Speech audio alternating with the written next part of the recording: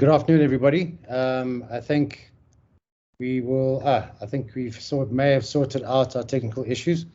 Marcin will let us know shortly, but I see all our presenters are with us. So with that, I am John Pavlakis, and on behalf of the SciC Geotechnical Division, I am pleased to welcome you all to this, the first evening lecture for this year. At the end of each year, we hold an AGM at which various awards are presented, those being the Geotechnical Gold Medal, the Jennings and Barry van Wyk Awards.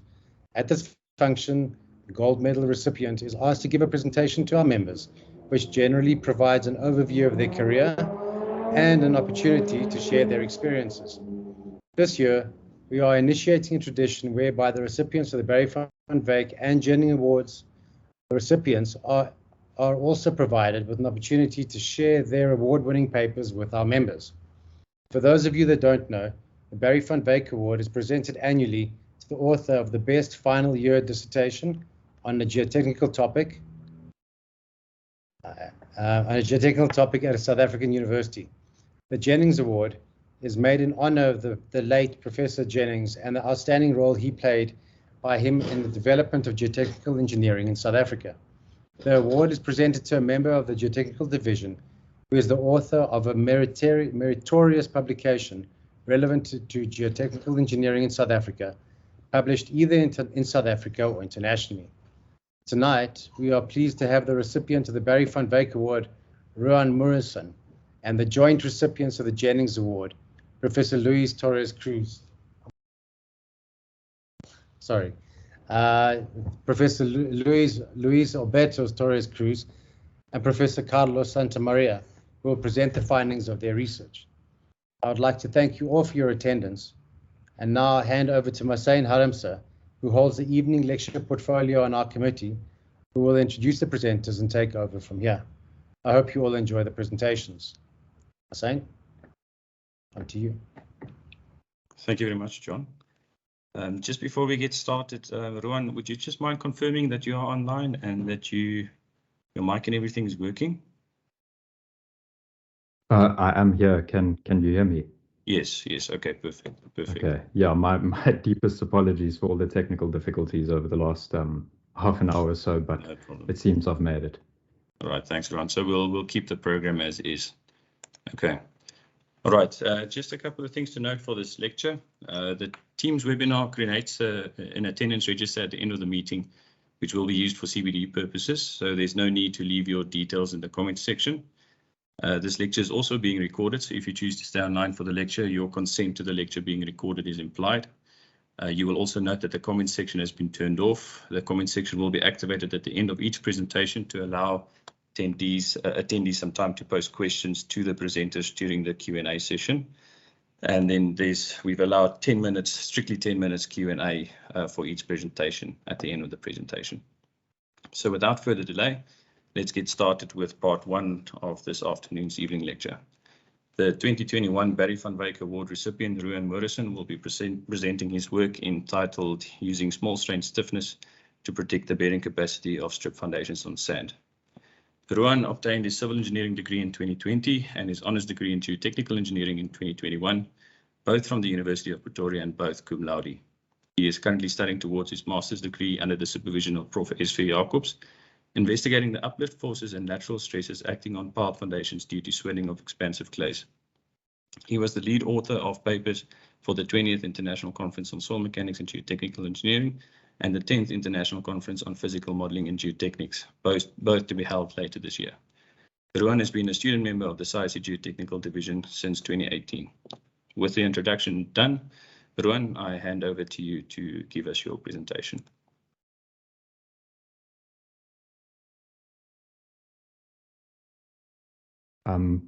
Okay, yeah, sorry about that. Can I confirm that you can see my screen?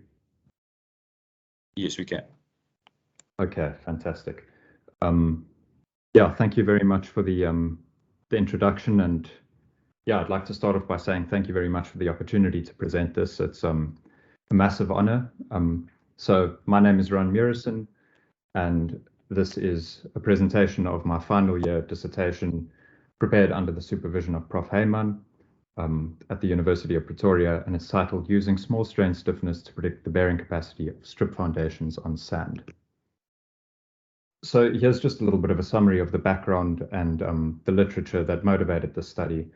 Terzaghi's approach for calculating bearing capacity has been used for over 70 years, and it was developed from plasticity theory with the assumption that the dilation angle is equal to the friction angle in drained conditions. And we know that this is not necessarily a realistic assumption, although the assumption leads to realistic collapse mechanisms. The traditional factor of safety for bearing capacity was used as 3 before limit states design, and such a high factor of safety might indicate a lower level of confidence in the model. So my question was, can soil stiffness be incorporated to find a more reliable model? In the literature, there are 2 families of settlement prediction models, those using only stiffness parameters of the soil and those using both stiffness and strength parameters. Of course, the less input parameters you need for a model, the easier it might be to use, the simpler it is. And this is beneficial. So Archer and Heyman in 2015 and Heyman et al. In 2017 were 2 studies that successfully predicted the settlement of shallow foundations using only stiffness parameters in the form of small strain shear stiffness, or G0, and a nonlinear stepwise prediction method. My question was, can this be extended to ULS, so ultimate limit state, rather than just predicting settlements over a serviceable range? Can we use the same set of parameters to predict the bearing capacity?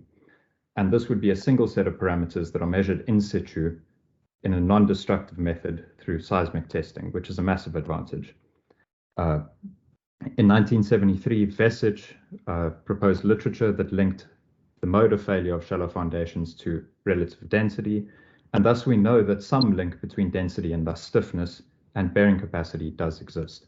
I'll go into a little bit more detail about that Vesic paper. Here we have relative density against the embedment depth of foundation, and we see 3 different zones to which 3 different modes of shear failure belong. The first being general shear failure, which typically occurs in dense sands. And this is the whole full picture that Terzaghi had of these plastic logarithmic spiral failure planes fully developed in the failure mechanism. We have significant heaving adjacent to the foundation. Then we have local shear failure, which typically occurs in medium dense sands, where those plastic failure planes only partially develop and there's less heaving adjacent to the foundation. And finally, we have punching shear failure, which is a predominantly compressive failure mechanism. There's no heaving adjacent to the foundation and no development of those log spiral failure planes. So if we look at this graph, my tests used surface foundation, so the embedment depth was 0, and the models were prepared to relative densities of 12%, 48%, and 90% to target these 3 different modes of failure. So the main research question was, can we use in the typical foundation response in stress strain space, can we use the initial linear portion of the graph, which has a slope of G0, to predict the endpoint, which is the ultimate bearing capacity, or QF? The shape of this graph becomes quite important, and that's highly reliant on the shape of the modulus reduction curve, the stiffness modulus reduction curve, which describes how the shear stiffness of the soil changes as the strain level is increased. Some additional objectives were to determine whether this model that I would propose would be accurate for different relative densities and thus the 3 different modes of shear failure. What is a good assumption for relative settlement at failure? And we'll deal a little bit more with this later on and why one needs to assume a relative settlement failure criterion for the method to work. And then whether the same input parameters could be used to predict both the load settlement behavior over the entire serviceable range, as well as the endpoint, the bearing capacity. So a little bit about the prediction algorithm. This was modified from Archer and Heyman's 2015 SciC journal paper, as well as Dr. Andre Archer's master's research in 2014, where a known load was input, and the prediction algorithm would then predict what the settlement at that known load of the foundation would be. It's the same thing, but essentially just backwards. Rather than predicting settlement, it predicts the stress at a given settlement level. And this is the reason that we need to define a failure criterion in terms of settlement. So what we have here is typical foundation response in vertical stress, vertical strain space, and a modulus reduction curve, Young's modulus versus strain. You'll see as well that the modulus reduction curve here is drawn to cross zero, but in reality, most of the modulus reduction curves in literature do not get to zero. And so the foundation behavior never flattens out or peaks. Thus, we need to define this cutoff point. And the initial assumption was that the foundation would fail at 10% at a settlement level of 10% of its width. So how the prediction algorithm works is, first, the material beneath the foundation needs to be divided into sublayers, and each of these layers is assigned a small strain Young's modulus, or E0. E0 can be calculated from your seismic tests, where you would obtain a G0 value with elasticity theory. Once you've assigned the Young's modulus, a load step of 0.1 kPa is applied, and Boussonet's theory is used to work out what the vertical stress increment and the horizontal stress increment at the center of each layer would be. Now, knowing the stress level and your Young's modulus, you can read off a strain increment for the very first load step. Once the strain increment is known, you can use that in conjunction with the modulus reduction curve to read off a new Young's modulus value to be used for the next step. And then this process is repeated. The layer settlement is equal to the thickness of the layer multiplied by the strain increment for that layer for the given load step. And if you sum all layer settlements, so all layer thicknesses multiplied by the layer strain for each load step, you'll get the total settlement. And this iteration stops once the settlement criteria is met. So a little bit of a consideration: in undergrad soil mechanics, we typically don't deal with critical state, and critical state soil mechanics is really a useful tool for any geotechnical engineer to have in their toolbox. So once we had done our honors courses and learnt about this, I decided to go back and have a look at my scripty research once again, once new light in the critical state framework was shed upon it. So sands rarely exist wet of critical in nature. So a sand would typically display a stress path given here by A, B, C, whereas the same stress path applied to a normally consolidated or lightly over-consolidated clay would result in D, E, F due to the different initial conditions, this one being wet of critical. So this method works well when strains are predominantly elastic, when the behavior is dominated by elastic strains rather than plastic strains, which is the case over here where we remain on the elastic wall. Whereas for the normally consolidated and lightly over-consolidated clays, we meet the yield surface and generate plastic strains, in which case the method might not work so well. So this is good news if I'm trying to predict the settlement and the bearing capacity of sands. However, once we do approach bearing capacity, by definition, we will be generating plastic strains at failure. So the question is, will this still work when these plastic strains are generated? How accurate will our answers still be? So we move on to the experimental setup. Now, the model was prepared in a centrifuge strongbox, although the centrifuge was never spun up, so tests were conducted at 1G. The strongbox had a clear glass window so that photographs could be taken and digital image correlation could be utilized. An aluminium model footing was used to model reinforced concrete strip footing in reality, since aluminium and reinforced concrete would have similar densities. And then a load jack was powered by a wiper motor in order to apply a vertical stress to the model foundation. This was measured, or the vertical load was measured using force transducer, and the displacement of the loading jack was measured using an LVDT, a displacement transducer fixed to the jack, measuring the displacement of the load ram, which was assumed to be equal to the displacement of the model footing. So any sort of deflection in the stiff load frame was neglected since it was sufficiently small.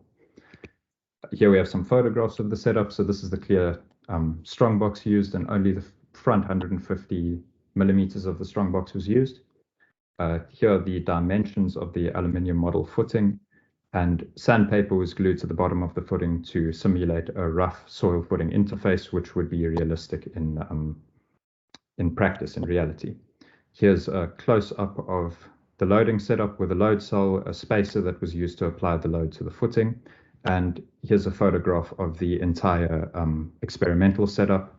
The camera would be placed somewhere over here in the centrifuge swing, and that took photographs every 5 seconds for the use of digital image correlation. There are methods to determine the small strain stiffness in the laboratory in small scale models. Dr. Andre Archer used bender and extender elements in his experiments, but those require quite a bit of time and quite a bit of experimental expertise and aren't really realistic for an undergrad project. So digital image correlation through a program called GeoPIV was utilized in order to estimate what the small strain stiffness was. Essentially what happened was a mesh was generated directly underneath the footing, and this was divided into 3 finite layers, and then a patch at the top and the bottom of each layer was tracked throughout loading, and the displacement of this patch could be used to infer the change in thickness of the layer and thus calculate the axial strain. The timestamps of the photographs were then linked to the timestamp of the load cells so that a given stress level was known at that strain level to calculate the stiffness. And over here, what I've gone and done is plotted the stiffness versus strain for each of the 3 layers in each of the 3 tests, and then used 2 modulus reduction curves from literature, which are also used in the prediction algorithm, to back calculate a small strain stiffness value using a best fit analysis for each of the curves. These are normalized shear stiffness against, that they're normalized by the small strain shear stiffness calculated for each layer, and there's the fit of the data to the curves from the literature. PIV was also used to generate a full picture of the failure mechanisms, and what I have here is some animations of the photographs, the displacement fields, and the shear strain fields generated during the tests. So if I just keep my pointer over there, you can see some minimal heaving in the medium dense sand test. The soil just moves upwards a little bit adjacent to the footing. In the dense sand test, there's some significant noticeable heave, and there's no heaving in the loose sand test. I'll then move on to some still photos of these. So stresses in the loose and medium dense sand tests were concentrated to the edges of the footing. You see this development of some partial logarithmic spiral failure planes in the medium dense sand test, and in the dense sand test, there's full development of these log spiral plastic failure planes. Unfortunately, there was some distortion of the window that occurred, which meant these vectors had to be deleted, and as a result, the shear strain plot looks quite coarse. And if I just go back, I forgot to mention here that only one of the layers could be plotted in the dense sand test as a result, and the same relationship between the stiffnesses of each of the layers was used to estimate what layer 2 and layer 3 would have had as their small strain stiffnesses in the dense test. Then we come to the development of software. So what actually had happened here is a Python script had to be written in order to compute these predictions in a nonlinear stepwise fashion. And then the first COVID lockdown hit. There was no access to labs. There was no access to learning. We didn't have anything to do. And just to have a bit of fun, I learned how to program a graphical user interface and basically turned the script into what could be considered to be a piece of software. So what it does is considers 2 different families from the literature of modulus reduction curves, being the Archer and Heyman 2015 curve, which is based on the Oztoprak and Bolton 2013 modulus reduction curve, with fitting parameters selected specifically for the Cullinan sand used at the University of Pretoria. What this modulus reduction curve does is it rapidly degrades the stiffness beyond the elastic threshold strain, whereas the massage curve, or massage family of curves, more gradually degrades the stiffness once the strain has been exceeded. And when I mention a family, I'm talking about a loose sand, dense, medium dense sand, and dense sand set of parameters for the specific curve. What I'm going to do is just play a little video of the software in use. So you'd open the notebook, there's a little bit of an explanation of what the program does and instructions to the user. And once you've read through all that and you're happy, you can run the cell. And input window, which looks a lot like Prof. Heyman's Versuch program using the same algorithm spoken about earlier, pops up. You can enter the thickness, small strain stiffness, and Poisson's ratio for up to 8 different layers, as well as a strip footing width and an allowable settlement criterion. Once you've changed your parameters, input the density of the sand and chosen which softening curves you want to use, you can then run predict bearing capacity, and 2 different prediction reports should come up here because 2 different softening curves were selected. And then this is what a prediction report looks like. So it's just got a summary of the input fields that the user had entered, and then the predicted stress settlement results for the foundation.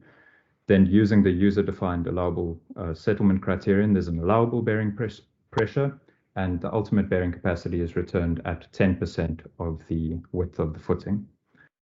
If the user doesn't want to use all 8 layers, then only a few layers, even just 1 could be used, and anything below that is assumed to be fully rigid.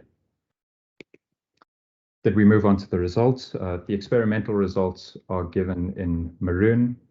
Predictions using the software, using the Archer and Heyman softening curves, are given in green, and using the Massarch softening curve is given in blue.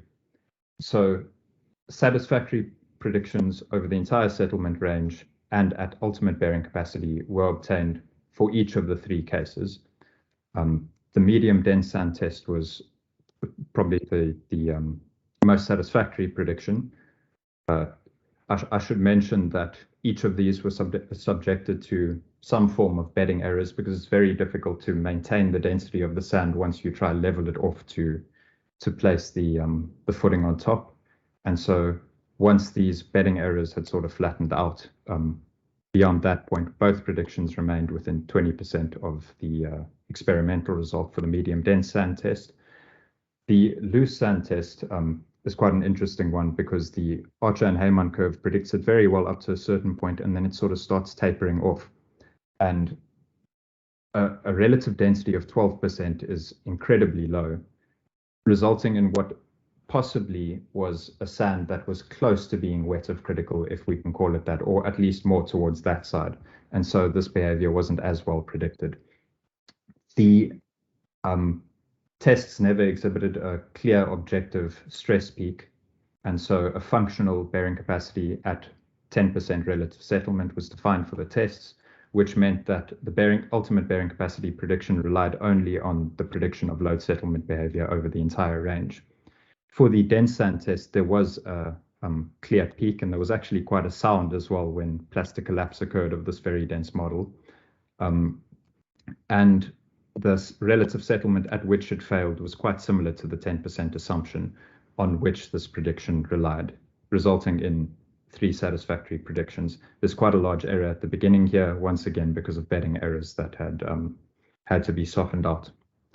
So here's a list of conclusions that I think I've mentioned already.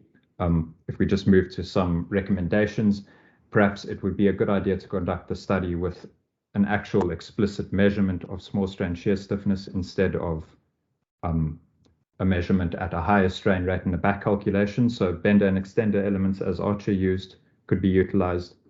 The test could be conducted in the geotechnical centrifuge to limit any scale effects that we might have observed.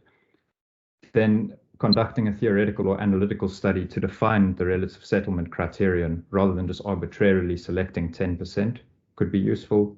And this could also be extended to other shapes of shallow foundation and other founding materials. Here are all the references that have been mentioned in these slides. And once more, I'd just like to say thank you very much for this opportunity. Scripsy was an incredible experience for me. It was my first real engagement with literature and research, and ultimately it's what led me to doing my postgrad studies. And I think it might be quite an important part of my career looking forward. And being given the opportunity to present this lecture is just the perfect way to round it off. So once again, thank you to the SAICI Geotechnical Division. Thank you to everyone for listening. If anyone has any questions, feel free to contact me. My email address is displayed here. And then just from my side, congratulations to Dr. Torres-Cruz and Prof. Santamarina for winning the Jennings Award. I really enjoyed reading that paper, and I'm highly looking forward to your presentation. So that's all from me. Thank you very much. Thank you very much, Ruan, for a very interesting presentation. The meeting chat has been enabled, so if any of the attendees have any questions, please feel free to post it in the meeting chat. We are running slightly behind schedule, so let's give a couple of minutes for questions, and if there aren't any, we'll move on to part 2.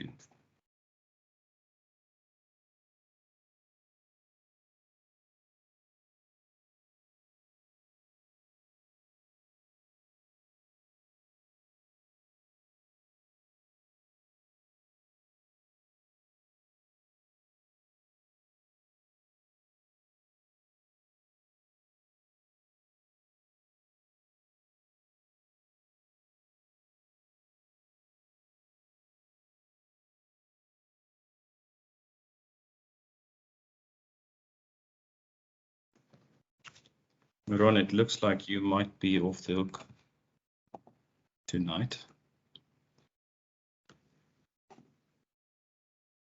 Okay, thank you very much once again, and yeah, thanks to everyone for listening. All right, thank you very much, Ruan. All right, okay, so if there aren't any questions, we'll move on to part 2. So yeah, part 2 of this evening lecture will be presented by the 2021 Jennings Award recipients, Dr. Louise, Alberto, Torres-Cruz, and Professor Carlos Santamarina.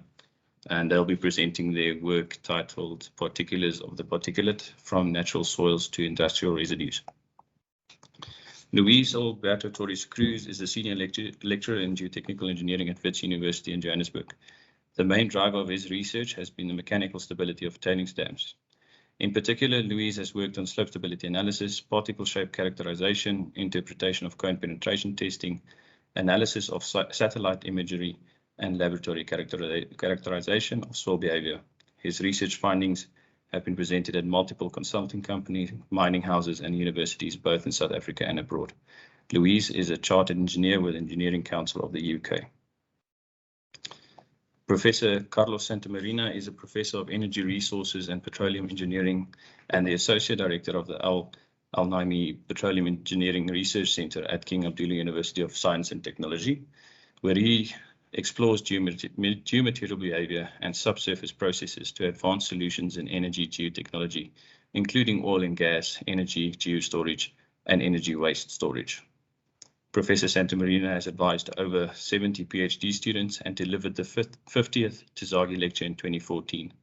He is a member of the Argentinian National Academies, a recipient of the ASTM Hogan-Turgler Award, the British Geotechnical Association Turing Lecture, the Korean Geotechnical Society Award, and the Tariq Al-Kasabi Award for Excellence in Civil Engineering in Saudi Arabia.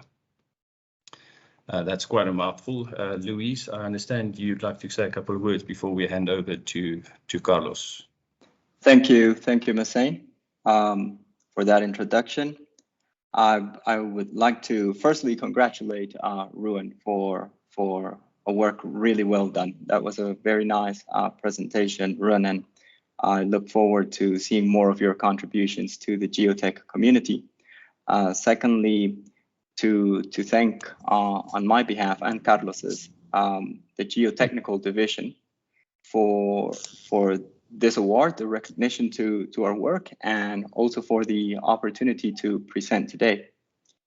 And thirdly, just to briefly introduce Carlos. I'm not going to say anything else about his academic achievements because, you know, all that stuff is online. You can look at his numbers, his citations, his contributions to our field are quite amazing. I just want to say very briefly, I had the opportunity to do a 5-month sabbatical hosted by Carlos at KAUST, and I wouldn't hesitate to tell you it was really inspirational to see how such an accomplished academic like Carlos remains so committed to his academic endeavor. It really was. So thank you, Carlos, for that opportunity. I hope that soon you will have the opportunity to visit us here in South Africa. But in the meantime, I am very happy that we get to have this virtual exchange. Thank you, Carlos. I'll leave it to you to present the first slide of the presentation. Well, thank you all very much. I hope you can see my slides at this point. Could you please confirm? Yes, we can. Okay, excellent. Well, you were also kind and generous with your comments. I am very grateful to all of you and to all of you who are listening to us today. It has been a true pleasure working with Louise, and I think that you guys are lucky to have him there with you. And I echo Louise saying that, Ruan, I very much enjoy your presentation, and I would love to continue the conversation with you. We chose this title just playing with words, but the important thing is that we are trying to understand sediment, soils. In fact, fractured rocks. And there are a few differences that we may want to pay attention between the natural soils and the industrial residues, and we will hint on some of them as we move along the presentation. Sorry, folks, I never use this system, so let's see if I make it work. We have split the presentation in two parts. I will cover some properties and characteristics of natural soils, and Louise will address the second part, which is the focus of our paper. We come from a very rich history, and there is Archimedes, who was taking a bath and basically gives origin to buoyancy force, which somehow is intimately related to effective stress. Coulomb, who understood friction after Amontons and Leonardo, as a matter of fact. Laplace and Darcy on fluid flow, and Laplace on unsaturated soils. Hertz on the behavior of granular materials and the contact stiffness, and we will say something related to that, which is intimately related to settlement, what Ruan was talking about. Some names that you may not be very familiar with, but Helmholtz, Wee, Chapman understood double layers and the effect of those adsorbed layers around clay particles. And Terzaghi, in his 1926 paper on Engineering News Record, already recognized the importance of their contributions. And then comes Taylor, whose 1948 book actually gives rise to critical state soil mechanics later on, as recognized by Schofield himself. What an amazing history. And this was just the beginning of our field. Of course, there have been great names, and some of them coming from South Africa, that have followed these amazing contributions. So let's pick it up with Terzaghi, who in 1920, in an ENR, Engineering News Record paper, said that, folks, let's be careful, don't look at the soil as a soil mass, as an equivalent continuum, because if we really want to understand soils, we have to recognize their inherent granular nature. And that is where our title comes about, the particulars of the particulate. And in fact, he said that this equivalent continuum approach has become to some extent an obstacle for further progress. So if we want to progress, we have to go back and remember that soils are made of grains. And this applies to everything, whether you are looking at riprap for a major hydroelectric project, or you are looking at bentonites, which are true nanoparticles. Before nanoscience became so revolutionary, we were working with bentonite and montmorillonites for the longest time. And so here is, in a logarithmic scale, grain size. And on the right-hand side, you see two sands, a rounded sand, which means that it has been beaten many times on all edges, so all the edges and sharpness are gone, and a freshly crushed sand coming out of a cone crusher. And you can see that that one has all the sharp edges. So on the right-hand side of this distribution, when particles are basically fine sands and gravels and boulders, etc. Their formation is of mechanical origin. It's about collisions. On the left-hand side, the formation history is completely different. You see that beautiful particle, and I will try to set the mouse, bear with me for a second. This one here is called a diatom. It's made by microorganisms, and they are just beautiful. And I used to think at the beginning that they were unique, but no, they are everywhere, folks. From Ariake clays in Japan to all offshore sediments to onshore formations. For example, Mexico City soils, which are extremely weird, and Bogota soils, and underneath the Tower of Pisa is full of diatoms. Whenever you find them, beware, the properties are going to be unique. Contrary to that, so this is biogenesis, you have these very beautiful little spherical particles. This is fly ash coming out of burning coal. And the reason they are rounded is because they are little droplets when they come out, molten. On the left-hand side, now you have more crystalline structures, from this beautiful crystal to the flakes, which are phyllosilicates. These are our clays. And this is chemogenesis. So across these dimensions, which by the way, notice where the sieve 200 is, we have a distinct difference in the formation history, from mechanical prevalent to chemical, thermal, and biological formation on the left. Now, if we look at the forces that are important for each particle, then they also change dramatically. Terzaghi's effective stress, which means that every particle beneath the pile of oranges is going to carry load, what we call the skeleton. This is Terzaghi's effective stress, applies everywhere. However, on the right-hand side is the self-weight of the particle and the buoyance force of Archimedes. On the left-hand side, now drag forces gain relevance, and capillarity and electrical forces. And so this sieve 200 is also telling us that different processes are going to prevail to the left and to the right. And therefore, the way the fabric forms is also very different.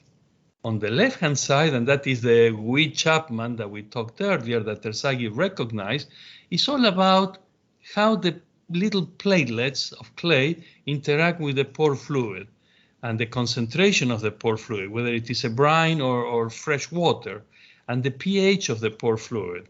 Be careful, for example, when you are next to a leaking sewer system. On the right-hand side is about how particles fill in the voids between the coarser particles. And we'll come back to that, but let me handle the left-hand side first. If the fabric of fine-grained sediments is affected by the pore fluid chemistry, let me encourage all of you to run 3 liquid limit tests.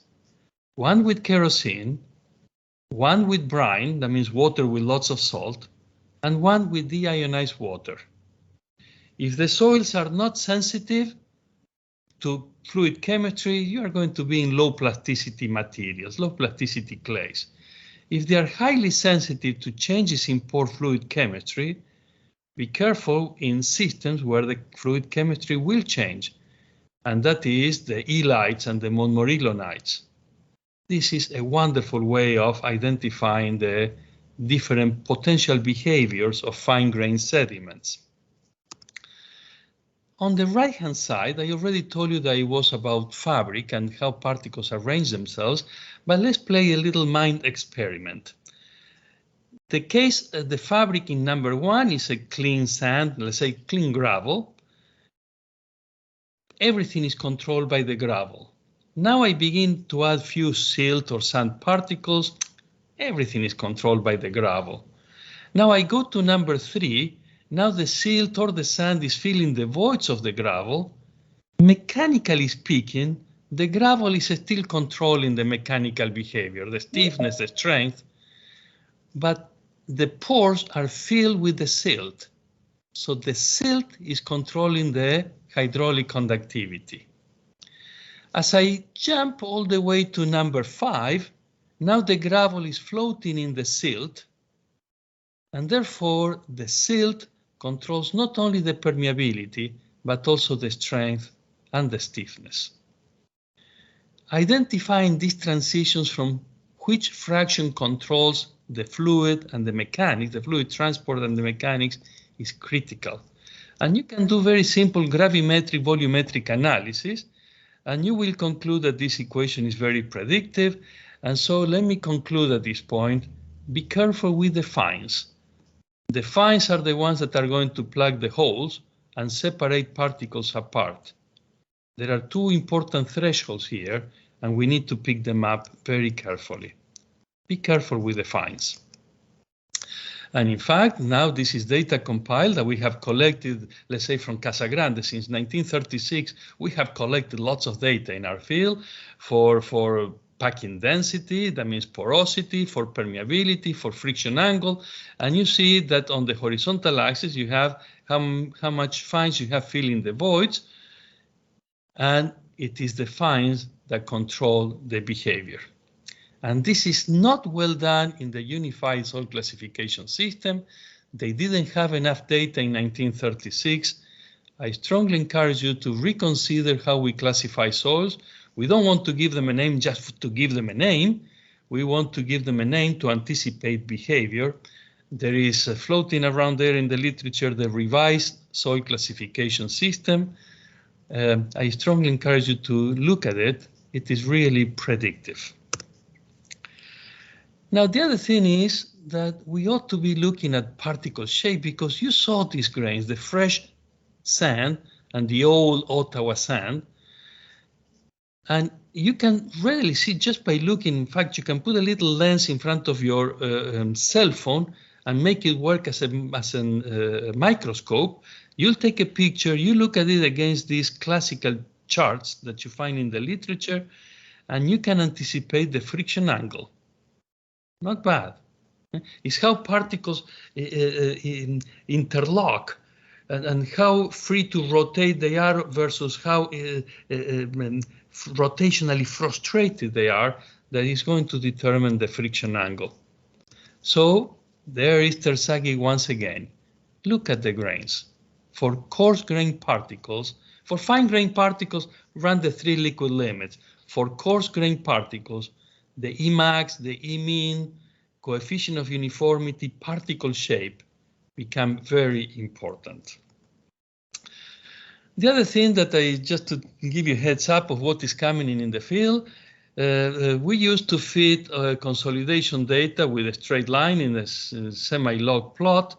Actually, particularly when you're working in a wide stress range, that is a bad model because it predicts negative void ratio at high stress and infinite void ratio at low stress, and neither is true. We need to use asymptotically correct models when you're working in a wide stress range. And there are several equations. You can find it in a couple of our papers. This one works particularly well, the exponential.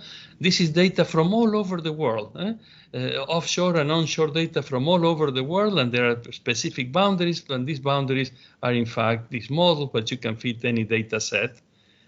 There are much better ways of playing with self-compaction data or consolidation data in a wide stress range than the bilinear model that we continue using in the field. Let me say something about hydraulic conductivity. This is hydraulic conductivity for a wide range of soils, all the way from the here at the top, you have high hydraulic conductivity. These are sands, and then there are silts in the middle, and then you have the very high void ratio and very low pore size, which are the bentonites, going through the clays and the ilites and the bentonites. And notice that in log-log scale, they tend to follow some straight lines. That means that they are power relations of the void ratio. So on the one hand, you cannot underestimate the change of permeability with void ratio. It is changing. On the other hand, this is changing in logarithmic scale. And what controls the permeability, let's say at this crossing point? What controls the permeability of void ratio 1? And so we began exploring that. But before I leave this drawing, this is Leonardo's parachute. He understood drag forces. Permeability is all about the drag of the water against the pore walls. And so when we create a fairly large database, and it is all about the amount of surface that you have to rub against. And so, folks, the most predictive way of anticipating the hydraulic conductivity at a void ratio of 1, we call it K0, we could have called it K1, by the way, it's to measure the specific surface. And who controls the specific surface? The fines. And by the way, this is, remember the equation that tells the permeability is proportional to D10 square. D10 square is a prediction of a specific surface. But now with your cell phone and a crystal violet, you make these little containers and the cell phone will automatically tell you the specific surface. It works wonderfully. The last couple of slides is to anticipate a few things that are coming up and are going to be very important in our field. One is that we tend to anticipate behavior for one load, but our structures are subjected to a large number of loads. Wetting and drying, or beneath, imagine a wind turbine that keeps loading back and forth, or a hydroelectric project with the water going up and down. We have to begin looking more and more into how the volumetric contraction and the shear deformation progress with repetitive loads. This is where the state of the art is today. And this is, look, this is a sand. And look at the void ratios are very, very, very small changes in void ratio, but this is a sand subjected to repetitive loads, and it does accumulate. These are 10,000 cycles. We've done it for 1 million cycles, keeps accumulating. You cannot think that the first cycles, 10 cycles will take care of it. That is not the case. So keep an eye on that. The other one is very much related to what Ruan was saying. In fact, these are measurements with bender elements. Imagine that you are measuring the stiffness of the sand before the track comes, once the track is on top of the base, and after the track goes away.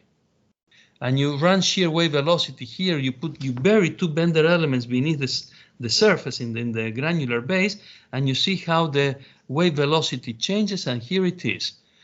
Before the track comes, when the track is on top, and as the track passes by. This is true if the sand was uncemented. If the sand is cemented with a little bit, very little bit of cement, all of a sudden you see the travel times are much shorter and insensitive to the applied load. A little bit of cement makes the sand quite stiff and stress insensitive to a large extent. And we tend to disregard this. We tend to freshly remold the sands and we forget about the diagenesis that may have happened in the field. And so let me go back to the fly ash. You saw similar pictures at the beginning. They are beautiful cenospheres full of holes.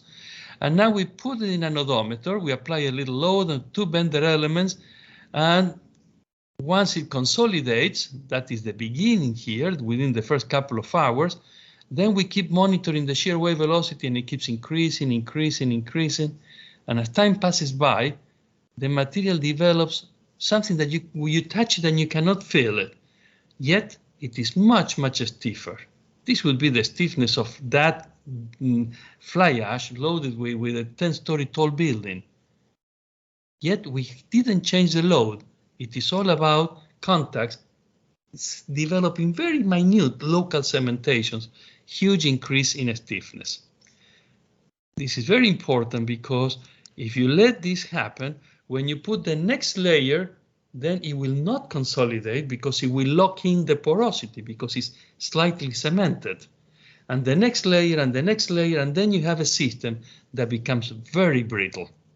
And there have been failures, the Brumadinho failure in Brazil and the fly ash pond in Kingston are examples of this. Be careful with early diagenesis, with industrial residues, because they are very young, very fresh. They are out of equilibrium and may develop this early diagenesis that you can only pick up with shear wave velocity. And so this is a good sag point for industrial residues. And so this goes back to Louise. Louise, go for the second part. Thank you, Carlos. I'm gonna share my screen. Okay. I'm getting a bit of feedback. I think it's gone. Okay. Can someone please confirm that you can see the SEM images of the platinum tailings? Yes, we can. Thank you. Right. So with that, I move on into the focus of our paper, which was dealing with the critical state line of tailings. And I begin with this micrograph of platinum tailings, which is one of the types of tailings that we considered, and maybe to remind ourselves that tailings very often they originate from a rock crushing process, and therefore when you look at them under the microscope, well, you find, as perhaps we would expect, very angular particle shapes that will have an effect on their mechanical behavior. And the other important index property that as geotechnical engineers we tend to pay a lot of attention to is the particle size distribution. And here I have typical particle size distribution curves from a variety of tailings, including gold, copper, iron ore, fluorite, and also oil sands. So this is representative of, I believe, 25 tailings particle size distributions. And you can see that roughly the largest particle sizes tend to be of about 1 millimeter, and the smallest ones will be around 1 micron. So we are looking at very angular particles that are somewhere between 1 micron and 1 millimeter. And then our main focus was the critical state line of these tailings. And the critical state line is essentially defined in a 3-dimensional space, which is void ratio, deviator stress, and mean effective stress. You can think of this a bit more loosely as volume, shear stress, and effective stress carried by the mineral skeleton. And because it is defined in a 3-dimensional space, we generally rely on two-dimensional projections to represent that critical state line. So one of those projections is void ratio versus mean effective stress, and the other one being the deviator stress versus the mean effective stress. This one over here on the stress plane is characterized by this slope M. And this one over here on the compression plane, it can be a bit tricky, but the very common engineering idealization is to assume that it will plot as a straight line in this semi-logarithmic space. And as any straight line, we need one point and a slope to define it. Typically, the point is taken as this intercept over here, gamma 1, which corresponds to a stress of 1 kilopascals. For statistical reason or for statistical convenience, we decide to rather define the intercept at 100 kilopascals. It's really only a modeling detail. And so I will, whether it's gamma 1 or gamma 100, it's pretty much the same. I will refer to it loosely as just gamma or the intercept. And then there is also the slope of this line, which I will refer to as lambda or simply the slope, which is a marker of compressibility. Now, another important aspect of our work was the use of limiting void ratios. And so that would be essentially the E-min and the E-max. All undergraduate students learn about the E-min and the E-max within a few weeks of beginning their courses on soil mechanics. But just as a refresher, sometimes this leads to a bit of confusion. I'll just say here that the E-min is the lowest attainable void ratio of any soil. So it correlates to the densest condition, and Emax is the highest attainable void ratio, and therefore it is indicative of the loosest condition. So I'm highlighting here attainable, just to remind you that Emin and Emax do not depend on the current density of a soil, right? So regardless of the current density of the soil, you could still take it potentially to an Emin, or you could still potentially take it to an Emax following adequate laboratory procedures. So we can think of Emin and Emax as index properties, similar to how we think about Atterberg limits, and they are a function of particle size distribution and particle shape. And I've included this figure here that looks like a bunch of Smarties and M&Ms, so that hopefully the figure gives you an idea, an intuition of how indeed the packing efficiency of a soil can be a function of particle size distribution and particle shape. And by the way, I forgot to mention in the previous slide, the slope and the intercept of the critical state line, they are also a function of particle size distribution and particle shape. So that opens the opportunity to explore correlations between the slope and intercept of the critical state line and these two index parameters, Emin and Emax. And that is to a large extent what we did in the paper. So we tested 3 gradations of platinum tailings, but we also relied on previously published data to compile a database that in total included 28 non-plastic tailings and 132 non-plastic soils that were not tailings. So please notice that our focus here is on non-plastic soils. And what we found is that there are useful correlations between Emin and the intercept of the critical state line. And there are also useful correlations between Emax and the intercept of the critical state line, gamma. And these correlations can be used to inform the sampling strategy within a tailings dam when that sampling strategy is aimed at disclosing the variability of critical state line within that deposit. And this is in contrast to what is the current practice right now, where we tend to, when we want to sample tailings, we tend to think, well, we need to go for a coarse gradation and a fine gradation and maybe something intermediate.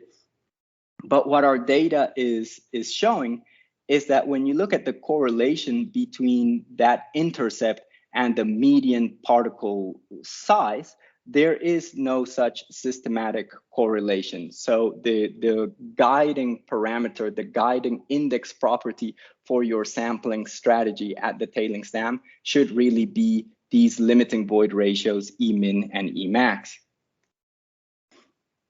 And what about the slope lambda?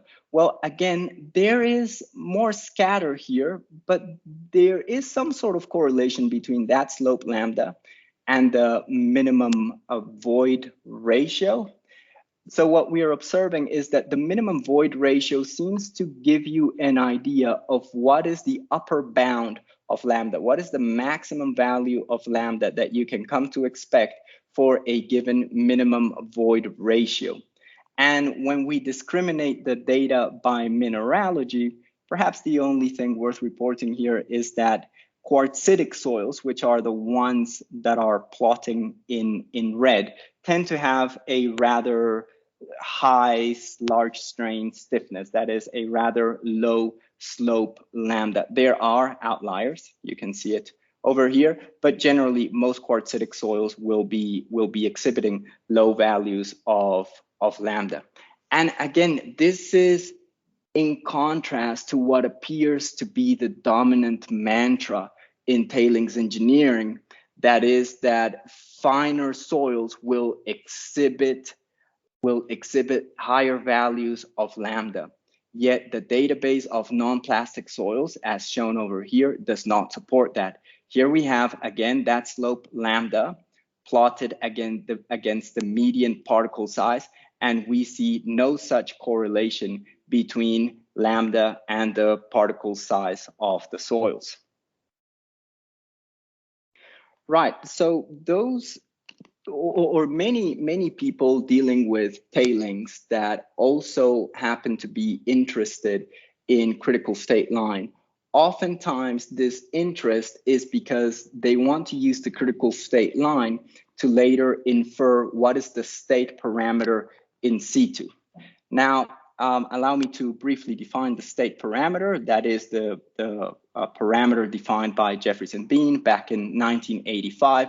And it is essentially the void ratio offset between a soil and its critical state line.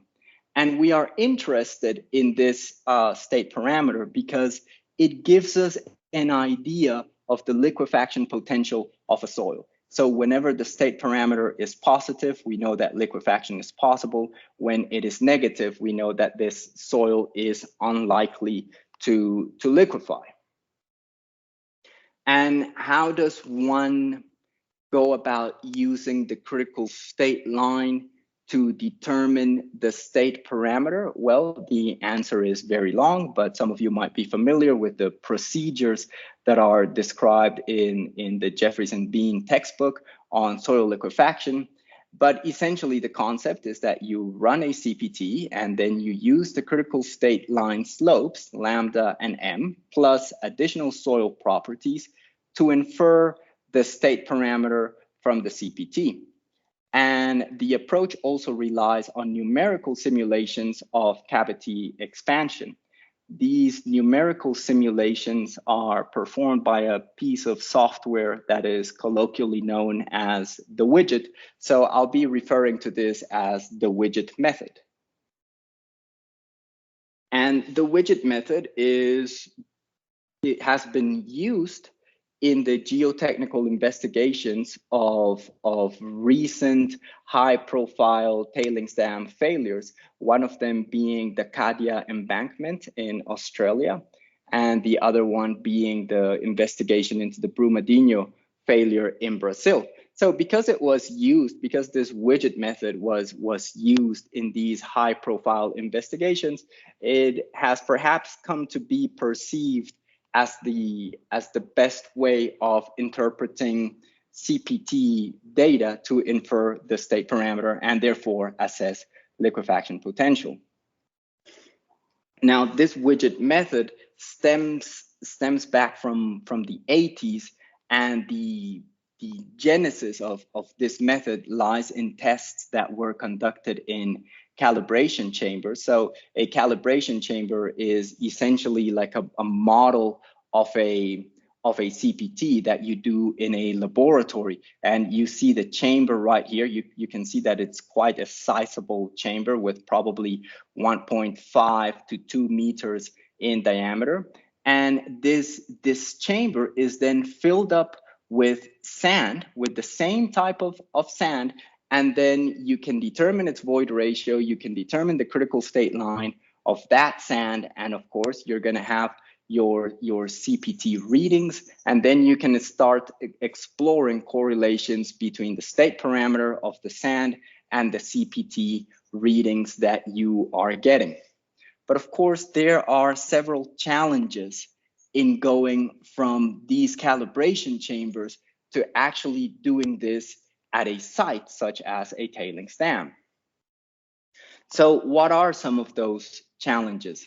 Well, for starters, at a tailings dam, because they are silt-sized, often you have pore water pressure readings in the CPT. That is, it's not going to be a fully drained penetration like the one you may have observed in a calibration chamber when working with the sand.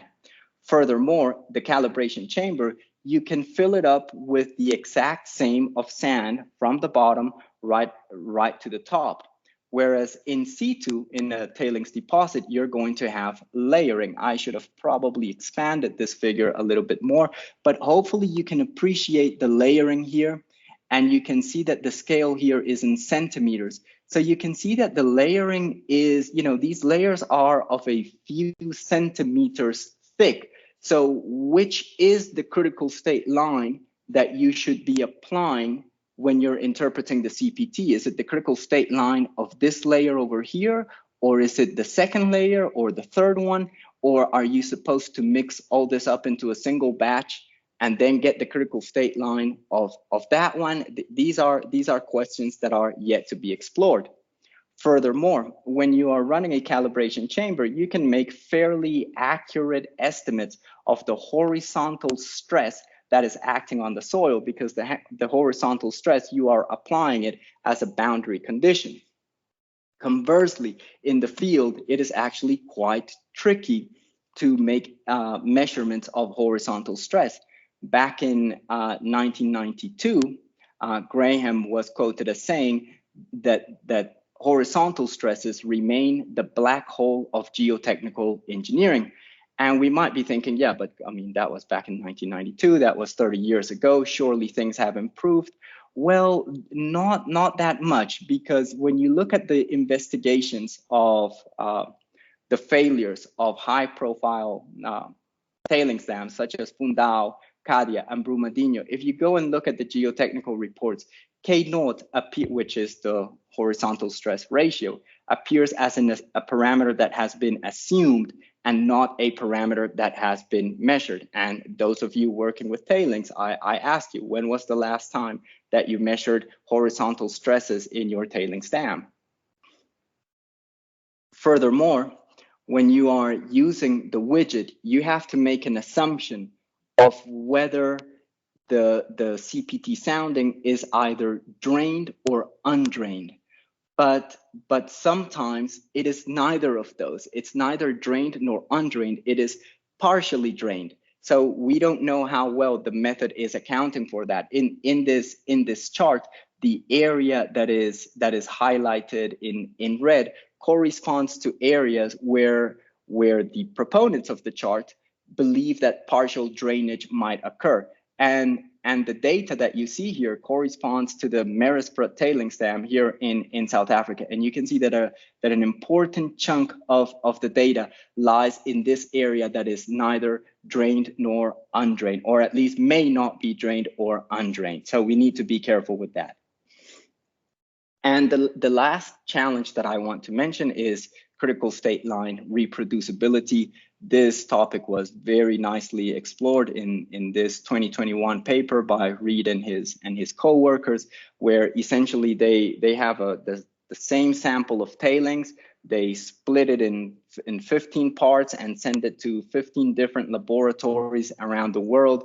And what they observe is that, well, they are getting different critical state lines from different laboratories. Again, what effect would that level of reproducibility have on the results of the widget method? But of course, at the end of the day, only one thing matters. Again, the one thing that matters when assessing the validity of this widget method is whether the state parameter that you would predict using the widget, does that match the state parameter that you can predict from an undisturbed sample that you have recovered from your tailings dam? Now, admittedly, it is very difficult, some people might say impossible, to recover a truly undisturbed sample, but at least we have to try, right? At least we need to get an idea of whether we are hitting the mark or not. So this is the space in which we would plot, let's say, our validation data. This is your identity line. And when we look at the data that is available in the literature, and there's not a lot, there's only 3 references that I have been able to find. And when you look at where they plot, you see that it's really not centered around that identity line.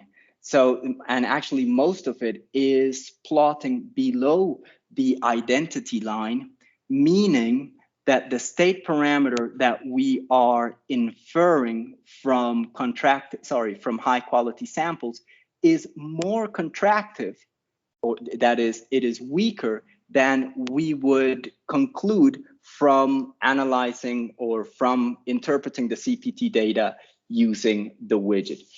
Perhaps a more positive interpretation of this, you can see that there are different years involved here, and the widget has evolved, right? The widget that is available right now is not the same that was available in 2007. So one might say maybe as time has gone by, we are starting to get closer to the one-to-one line, such that the 2019 data is pretty much on that identity line.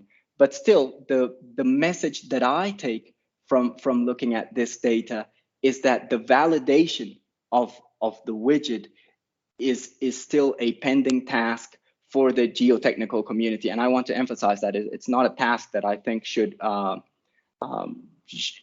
be done only by the proponents of the widget, but by the geotechnical community as a whole that is relying on this widget.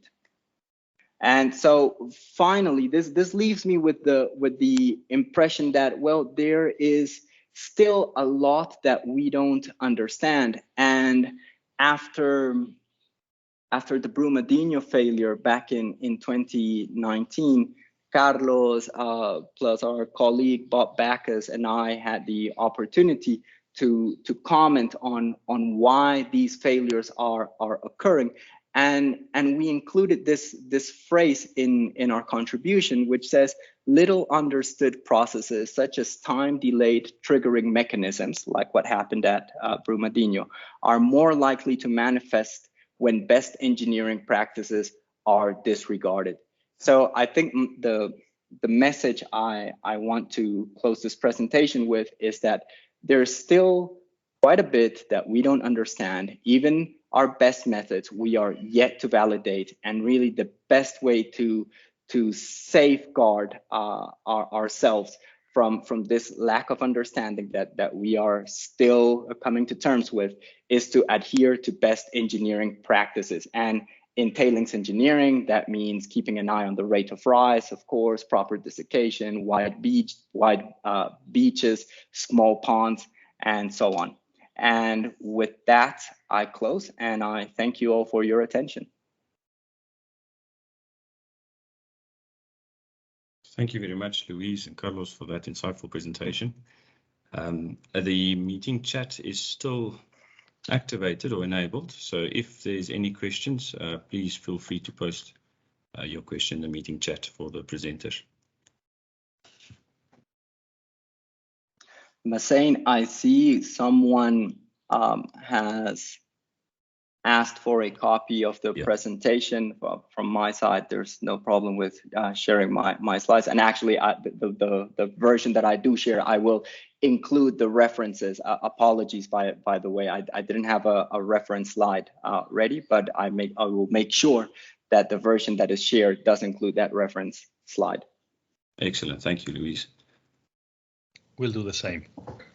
Thank you, Carlos. We'll share that with the attendees after the lecture.